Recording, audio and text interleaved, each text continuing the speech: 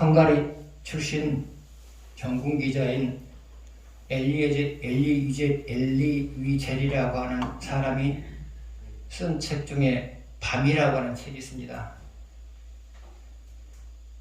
그 책에 보게 되면 다음과 같은 내용이 실려 있습니다.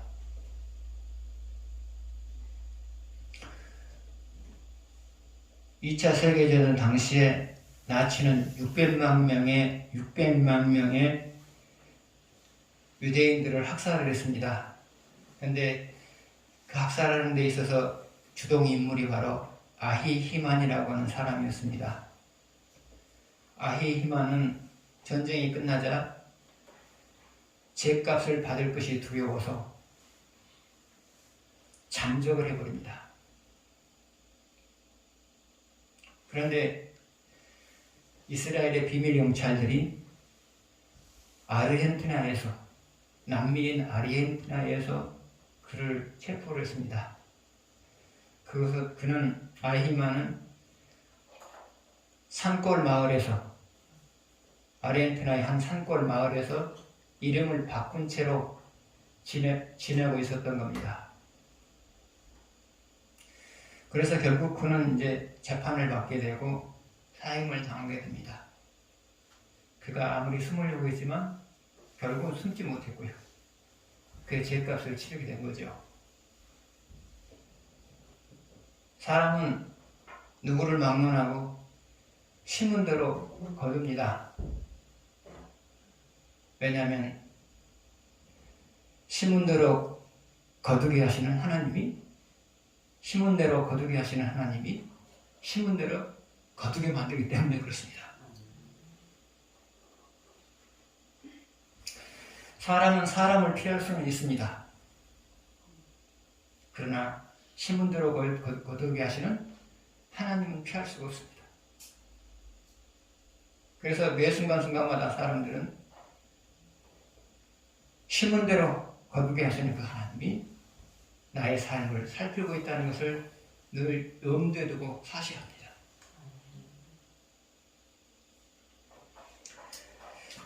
4절을 보시겠습니다.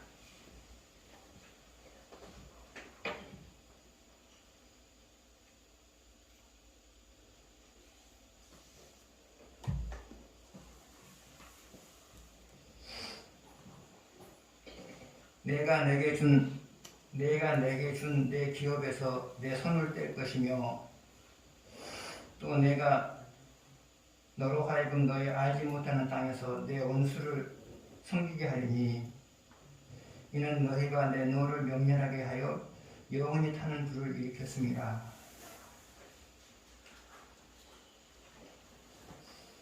약간 4절 앞부분 볼까요? 내가 내게 준 내 기업에서 내가 하나님이 유다에게 준 유다의 기업에서 내 손을 뗄 것이며 했단 말이죠.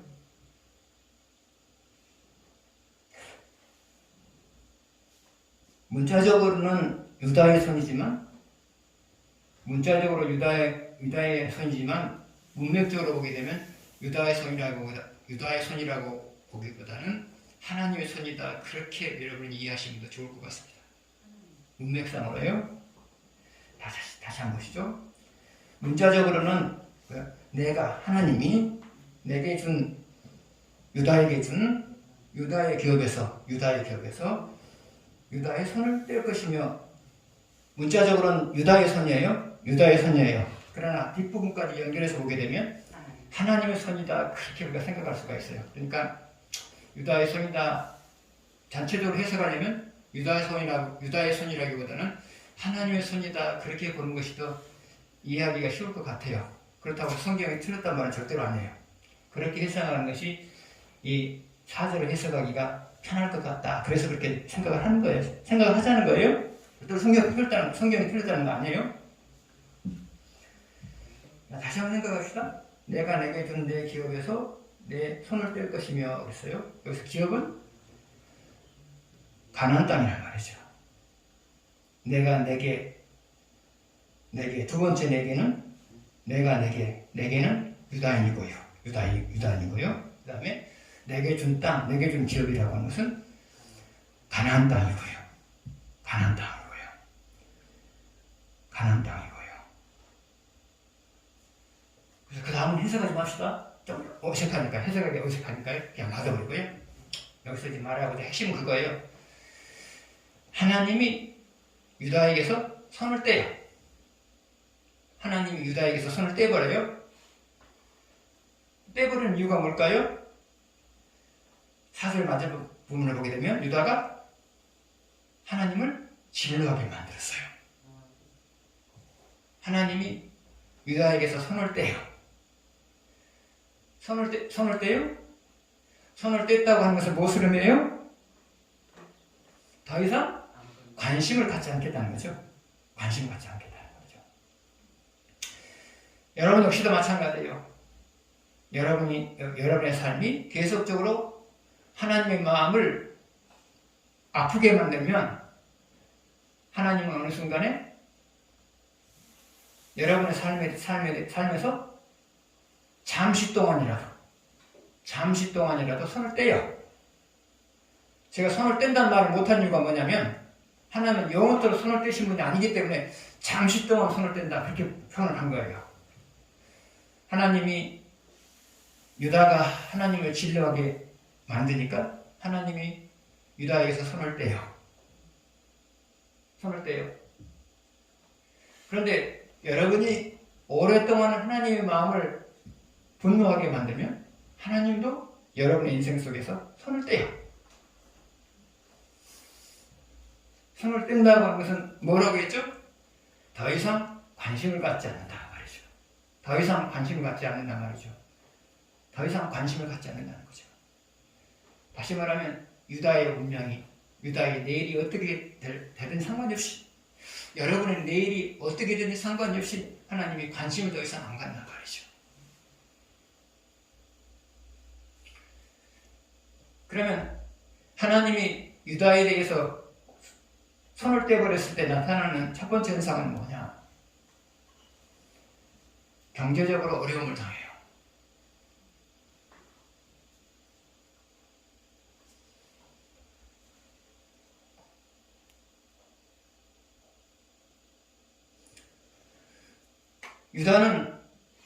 유다의 경제는 농업과 목축업이에요. 그런데 농업과 목축업이 잘 되려면 하나님이 때에 따라서 이 비를 내려줘야 되거든요. 그쪽 기후 자체가 그러니까 파종하는 시기에 비를 내려줘야 되고 곡식이 연거를 가는 그 시기에 또 비를 내려줘야 되거든요. 그래야 추수를 할 수가 있어요. 추수를 할 수 있단 말이죠. 그런데 하나님께서 때에 따라서 비를 내리지 않아 버리면 유다의 경제는 휘청거려요. 그리고 더 쏘가 틀려가지고 비를 아예 안 내려버리면 유다의 경제는 그냥 올라가는 거죠. 올스톱이 되는 거예요. 유다의 경제는 비에 의해서 좌우되거든요. 천지도 비가 있어야 되잖아요. 그래서 하나님이 적당한 때에 비를 내리지 않으면 유다의 경제는 휘청거리고요. 또 더 수가 틀려가지고 비를 안 내려보면 유다의 경제는 침몰하는 거죠. 여러분도 마찬가지예요. 하나님이 여러분의 삶 속에 손을 떼버리면 여러분도 경제적으로 어려워져요. 경제적으로 어려워져요.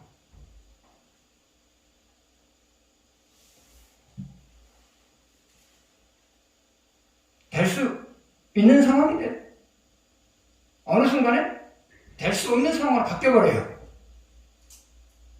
시작할 때는 될 수 있었는데 지나가다 보니까 장애물이 나타나가지고 될 수 없는 상황으로 바뀌어버려요. 또 하나요. 필요 없는 것에 자꾸 지출이 생기기 시작해요. 이렇게 됐을 때 여러분이 경제적으로 어려움을 당하는 거예요. 하나님이 손을 뗐을 때 나타나는 것들이 바로 그거예요. 될 수 있는 상황이 될 수 없는 상황으로 바뀌어버리고요. 필요 없는 것이 자꾸 지출하게 돼요. 그러면 경제적으로 어려워지는 거예요.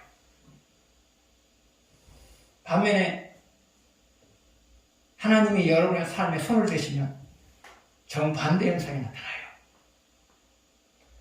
될 수 없는 상황이 될 수 있는 상황으로 바뀌어요. 그리고 여러분이 생각지 못한 부분에서 수익이 생겨요. 그래서 여러분을 하여금 경제적인 여유를 가지고 살게 만든 거예요.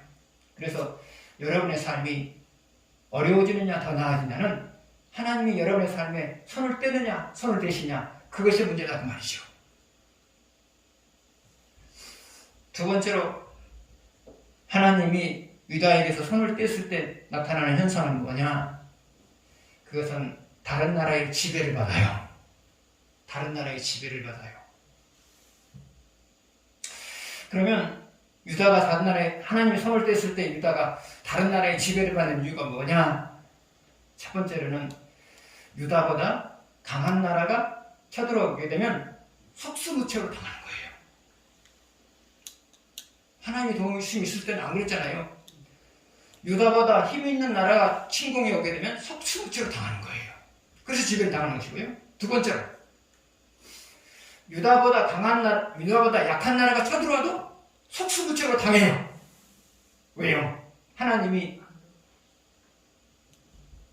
적군의 편이거든요.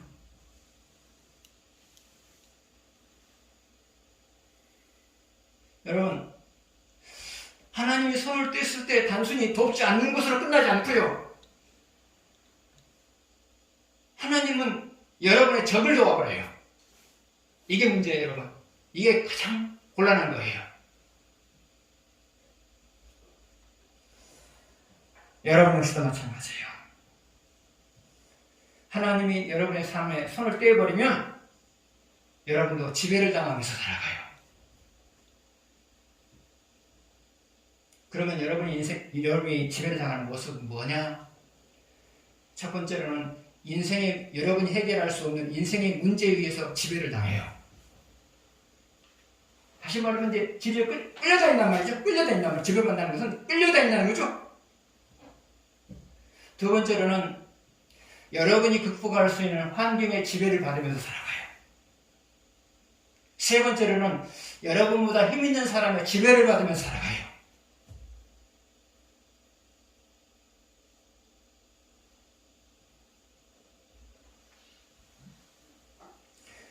그런데 하나님이 여러분의 인생에 손을 대시게 되면 여러분은 지배하면서 살아가요.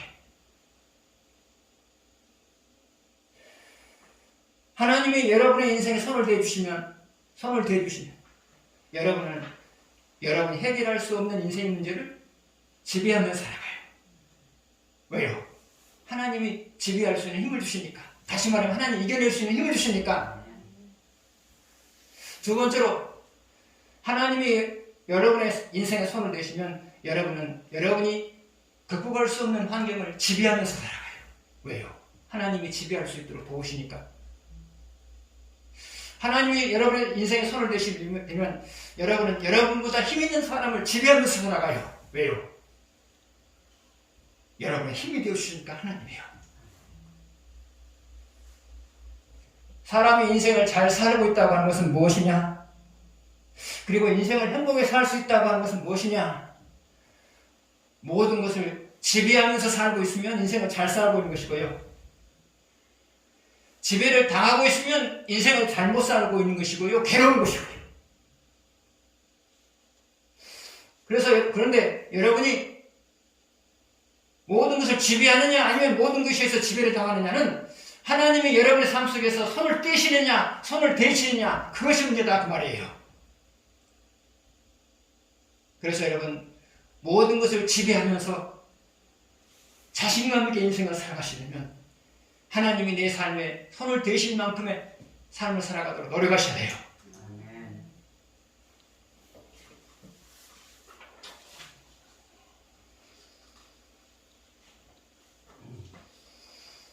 7절 8절을 보시겠습니다.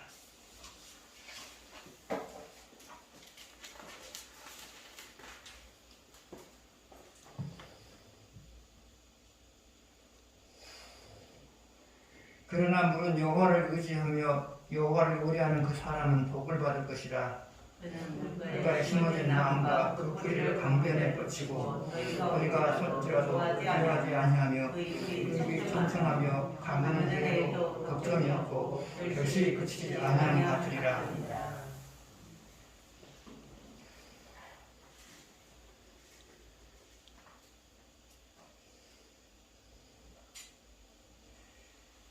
실제 앞부분을 보게 되면 의지라는 말이 나오고요. 뒤에 보게 되면 의뢰라고 하는 말이 나와요. 그러나 의지나 의뢰나 같은 말이에요.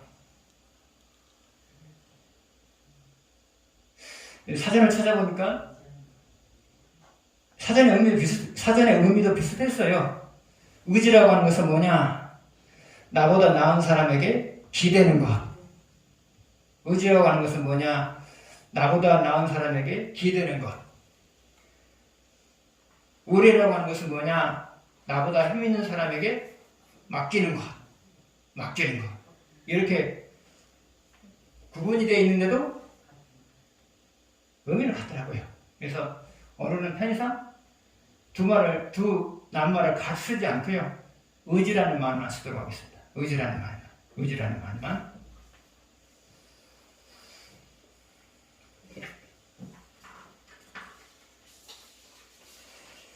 실제로 보게 되면 하나님을 의지하는 자는 복이 있다 그랬어요. 하나님을 의지하는 자는 복이 있다. 실제로 핵심이 그거죠. 하나님을 의지하는 자는 복이 있다.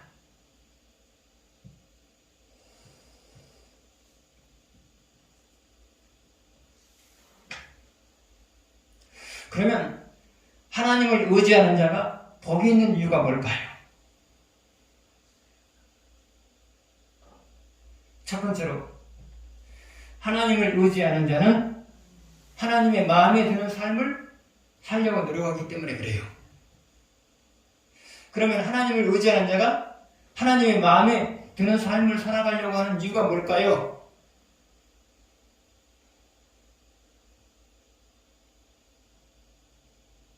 내가 부탁한 것을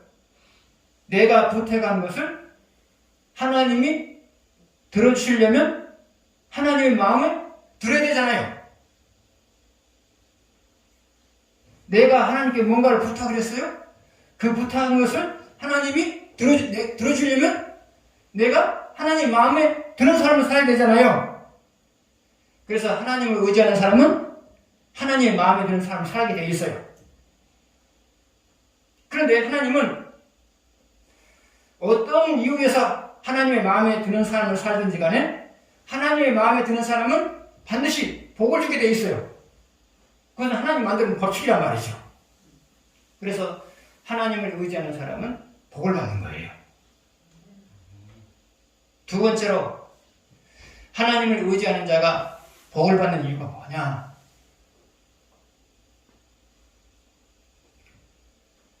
하나님을 의지한다고 하는 것은 하나님의 능력을 인정해 드리는 거예요.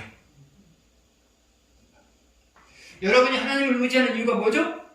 하나님은 내가 부탁한 것을 들어줄 만한 능력이 있다는 사실을 믿기 때문에 여러분이 하나님을 의지하는 거죠?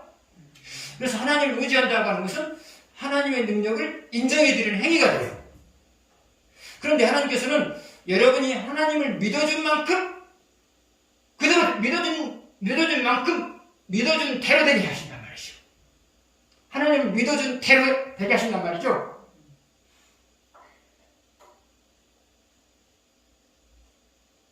그래서 하나님을 의지하는 사람들은 복을 받아요.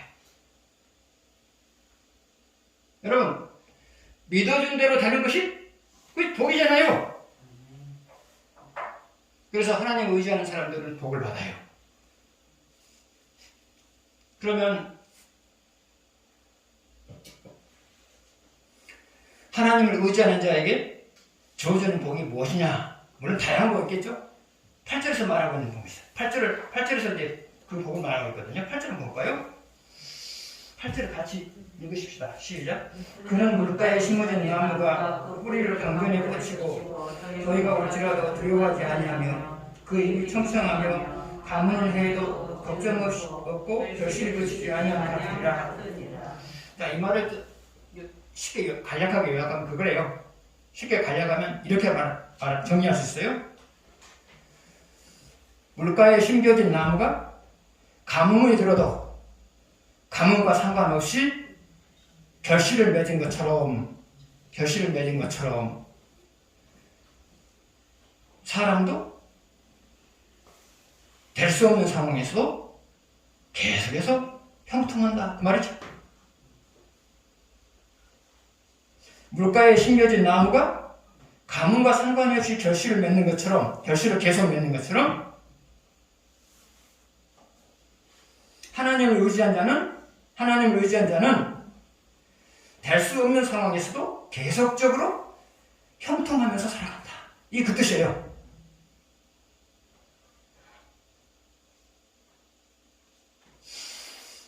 그래서 여러분이 하나님을 온전하게 의지하며 살아가게 되면 하나님의 온전하신 도움이 여러분의 삶 속에 늘 나타나는 겁니다. 10절을 보시겠습니다.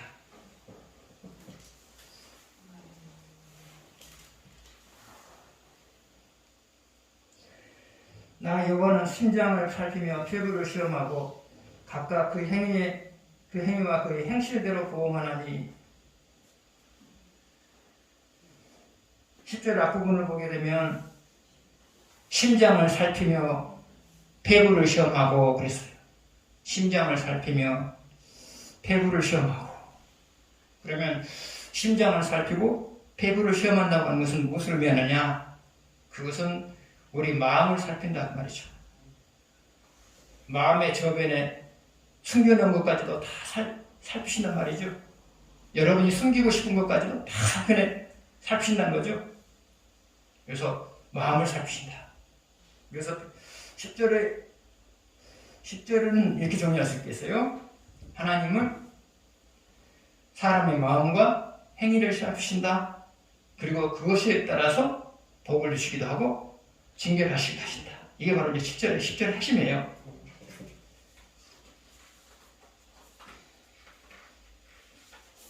그러면 여러분이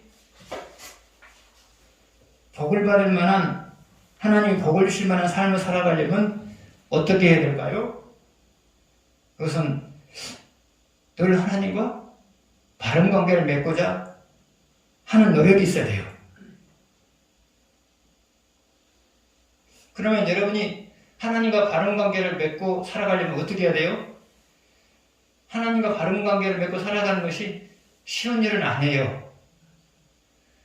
많은 노력들이 있어야 이게 가능하지 그냥 마음먹은 대로 되는 게 아니거든요. 그러면 여러분이 하나님과 바른 관계를 맺고 살아가기 위해서 여러분이 기본적으로 해야 될 것이 뭘까요? 첫 번째로는 날마다 자기 기도의 분량을 채우셔야 돼요. 날마다 자기 기도의 분량을 채우셔야 돼요. 기도의 분량을 채우는 과정 속에서 하나님은 여러분의 영혼의 상태를 보여주세요. 그래서 회개할 것은 회개하게 만들고 실천할 것은 실천하게 만들거든요. 그래서 여러분이 하나님과 바른 관계를 맺으시려면 날마다 기도의 분량을 채우셔야 돼요. 두 번째로 날마다 말씀을 묵상하셔야 돼요. 말씀을 묵상하는 가운데 하나님께서는 회개해야 될 것과 실천할 것을 가르쳐 주시거든요. 그래서 말씀을 묵상하다 보면 하나님과 바른 관계를 형성해요. 지금 제가 경험하고 있는 것들 그대로 말하는 거예요, 여러분. 제가 경험하고 있는 것을 그대로 말씀드리는 거예요.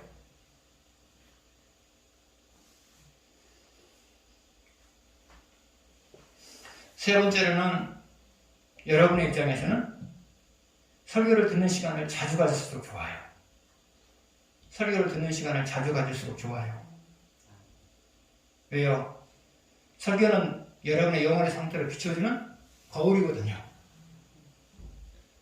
그래서 할 수만 있다면 새벽 기도까지 나오면 좋아요.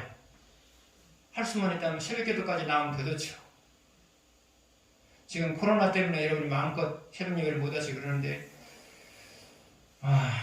아무튼 코로나가 끝나고 나면 못하고 있는 사람도 새벽기도 하십시오. 가끔가다 죄송합니다. 그런 생각을 해요. 저는 나이가 지금 60이 넘어가지고 이 설교를 하고 있는 거거든요.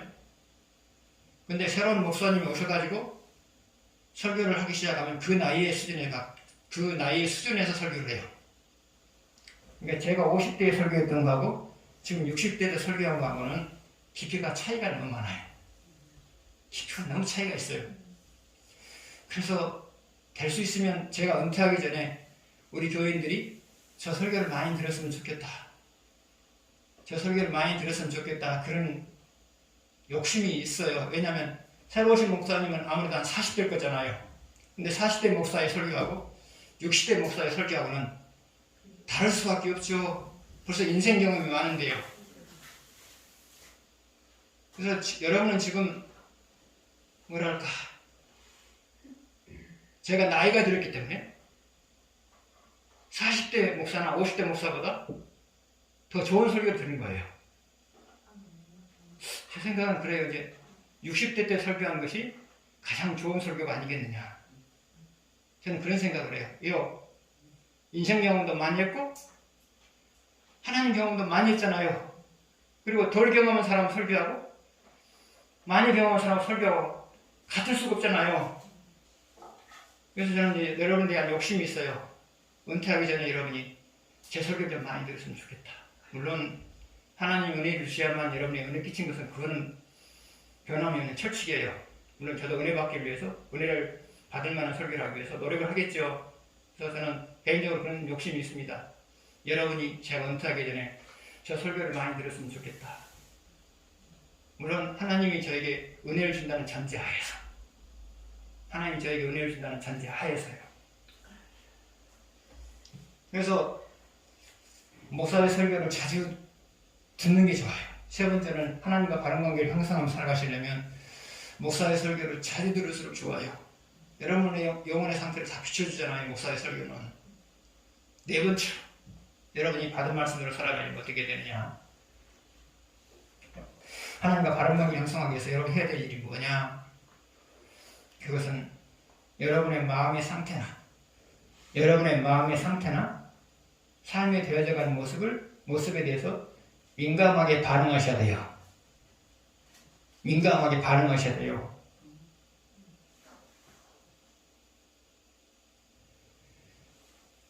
여러분이 하나님과 바른 관계를 형성했는지 형성하지 않았는지에 대해서는 하나님께서 반드시 증거로 여러분에게 보여주시거든요. 그 증거가 첫 번째 증거는 마음의 상태예요. 마음의 상태예요. 마음이 평안하면 하나님과 바른 관계가 형성되어 있는 거예요. 그런데 마음이 불편하거나 불안한 마음이 있으면 하나님과 관계가 깨어진 거예요. 그때는 여러분의 죄를 찾아서 회개하셔야 돼요. 또 하나님께서 하나님과 여러분이 바른 관계를 맺고 있지 않는가를 보여주는 증거가 있는데 그건 삶이 되어져가는 모습이에요. 그래서 여러분의 삶이 평탄하고 좋은 일이 있으면 내가 하나님과 바른 관계를 형성했구나 그렇게 생각하시면 돼요. 안 좋은 일이 발생하거나 자꾸 일이 꼬인다. 그러면 지금 나 하나님과 관계가 깨어졌다 그렇게 생각하시면 돼요. 하나님 항상 이 두 가지를 가지고 여러분이 하나님과 바른 관계를 형성하고 있는지 아닌지를 가르쳐주는 거예요. 가르쳐주는 거란 말이죠.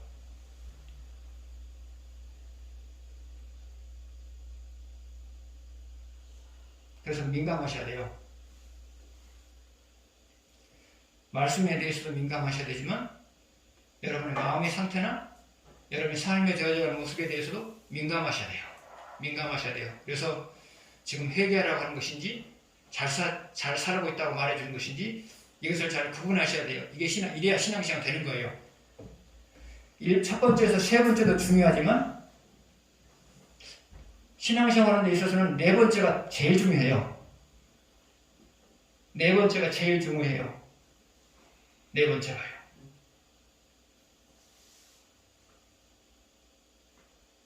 왜 네 번째가 신앙생활을 바른 관계를 맺는 데 제일 중요하냐. 이 네 번째로는 여러분의 삶과 직접적으로 관계 있는 거잖아요. 여러분의 삶과 직접적으로 관계가 있는 거잖아요. 근데 여러분이 하나님께 돌아가는 데 있어서 말로 할 때 잘 돌아가요? 아니면 사건을 통해서 사건이 일어났을 때 잘 돌아가요? 사건이 있을 때도 잘 돌아가시죠, 하나님께로. 그렇잖아요. 여러분이 평안한 가운데서 이 말씀을 지켜라. 그거보다도 자꾸 마음을 불편하게 만들고 불안한 마음을 갖게 만들면 그때 훨씬 더 말씀이 잘 지키죠. 그렇잖아요. 그래서 신앙생활을 잘 해내시려면 첫 번째에서 세 번째도 중요하지만 네 번째가 훨씬 더 중요해요. 훨씬 더 중요해요. 그래서 여러분의 마음 상태를 보시면서 내가 지금 하나님과 바른 관계를 형성했는지 형성하지 않았는지, 또 삶이 되어져가는 모습을 보면서 내가 지금 하나님과 바른 관계를 맺었는지 안 맺었는지. 여러분, 이것은 직접적으로 여러분이 느끼는 거잖아요. 부딪히는 것이고 느끼는 거잖아요. 그래서 네 번째 것을 세 번째 것까지 다 중요하지만 네 번째는 더 중요하단 말이죠. 보편적으로 사람들이 세 번째까지는 가지만 네 번째까지는 잘 안 가요. 그럼 신앙생활이 현장감이 없죠. 현장감이 없잖아요. 그러면 신앙생활이 안 되는 거예요. 네 번째가 없으면 신앙생활이 안 되는 거예요. 하나님은 사건을 통해서 마음의 상태를 통해 자꾸 말하는데 거기에 대해서 반응을 안 하면 신앙생활이 안 되는 거잖아요.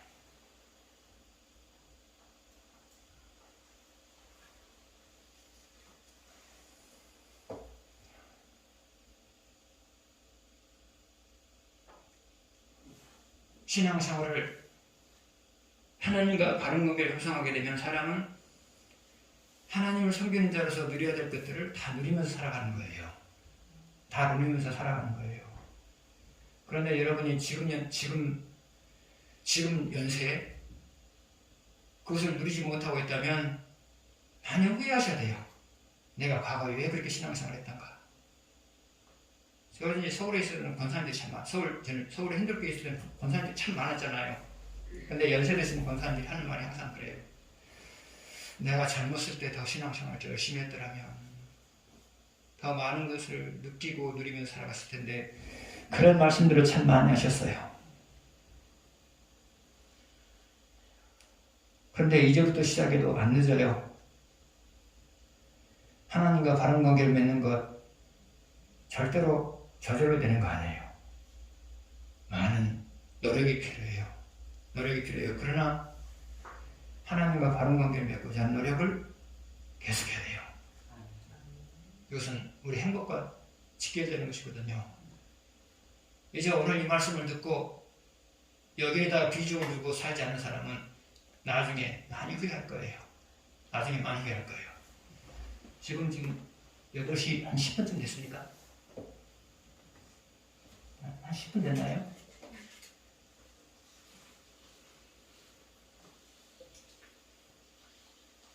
자, 우리가 14절 마무리하고 마칩시다.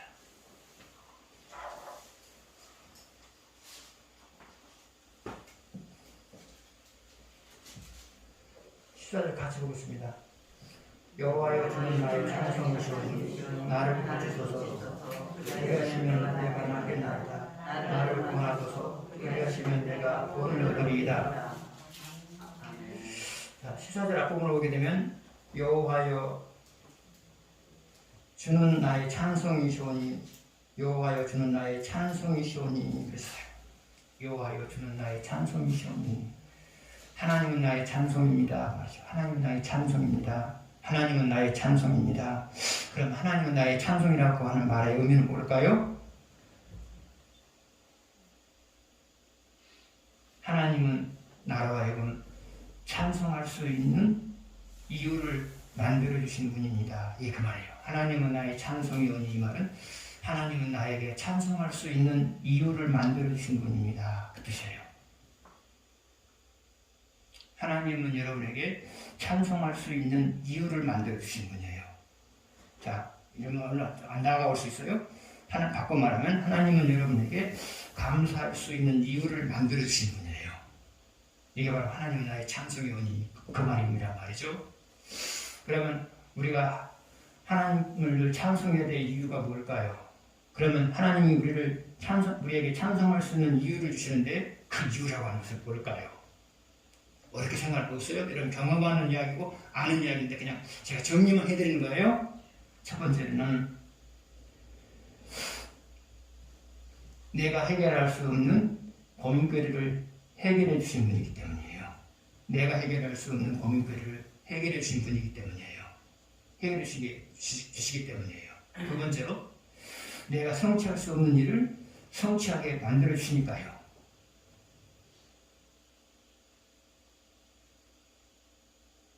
세 번째로는 내 능력 이상의 삶을 만들어 주시니까요.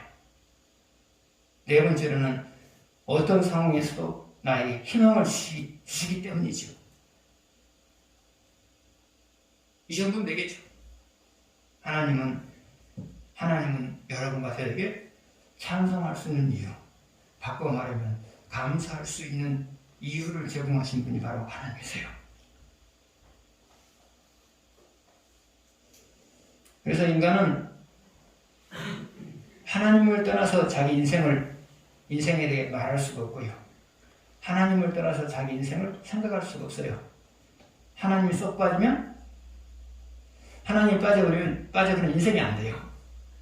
하나님이 빠져버리면 인생이 안 돼요. 아무리 능력 있는 사람이라 할지라도 하나님이 내 삶 속에서 빠져버리면 인생이 안 돼요. 왜요? 내 인생이라고 하는 것은 하나님의 은총의 결과물이거든요. 내 인생이라고 하는 것은 하나님의 은총의 결과물이거든요. 근데 그 하나님이 빠져나갔다. 그럼 내 인생이 끝나는 거예요. 그래서 우리 복음서 463장 그 가사가 맞아요. 나는 있어도 하나님이 없으면 아무것도 아닙니다. 제가 가사를 다 기억은 못하는데 내가 있어도 하나님이 없으면 나는 없습니다. 이거잖아요. 463장이. 나는 있어도 하나님이 없으면 나는 없습니다. 나는 없어도 하나님이 있으면 나는 있습니다.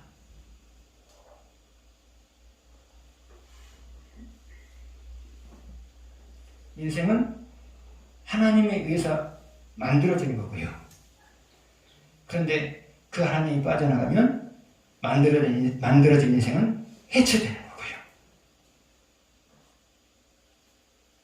하나님은 지금도 우리 인생을 이끌어가고 계시거든요. 그 하나님이 항상 손대실 만한, 여러분 인생에 손대실 만한 그런 삶을 사셨으면 좋겠습니다.